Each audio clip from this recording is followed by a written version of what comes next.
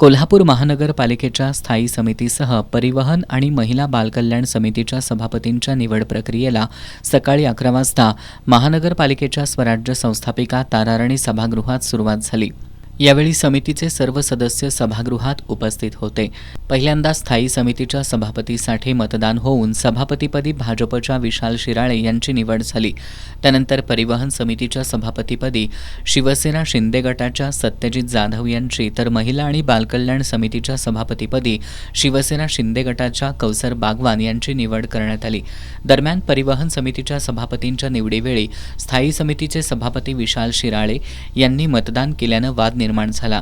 स्थायी समितीचे सभापती पदसिद्ध सदस्य असतात, मात्र त्यांना मतदान करण्याची कायद्यात तरतूद नसतानाही त्यांनी मतदान केल्याचा आक्षेप काँग्रेसचे सदस्य दुर्वास कदम यांनी आक्षेप घेतला असल्याचं विरोधी पक्षनेते राजेश लाटकर यांनी सांगितलं।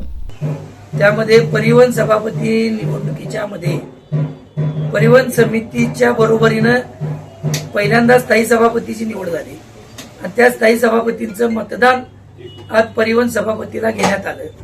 या बाबतीमध्ये परिवहन सभापती समितीला स्थायी सभापती हे पदसिद्ध सदस्य असतात, यामध्ये काही शंका नाही।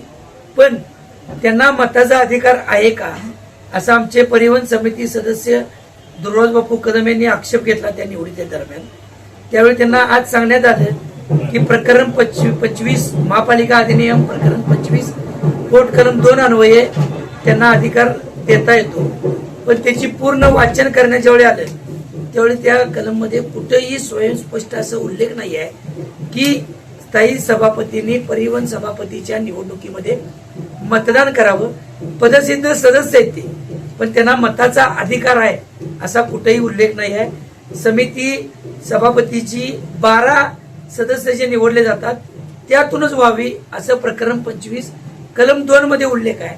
म्हणून त्याचा आक्षेप म्हणून आम्ही आज पीठासन अधिकारी संजय शिंदे, उपजिल्हाधिकारी साहेब, नगर सचिव सुनील बिद्रे आणि निवडणूक अधिकाऱ्यांना सहाय्य म्हणून जे इथले कोल्हापूर महापालिकेचे अतिरिक्त आयुक्त रवींद्र अडसूळ यांच्या समोर आम्ही निवेदन दिले आणि त्यांच्याकडे खुलासा मागितला।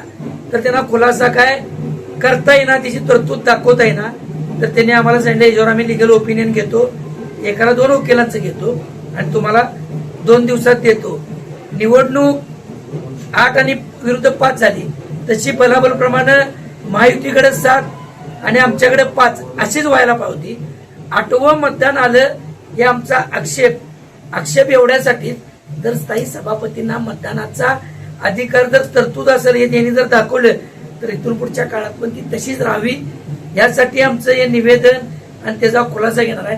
निवडीनंतर नव्या पदाधिकाऱ्यांचं महापौर, समितीचे सदस्य आणि पदाधिकाऱ्यांकडून अभिनंदन करण्यात आलं।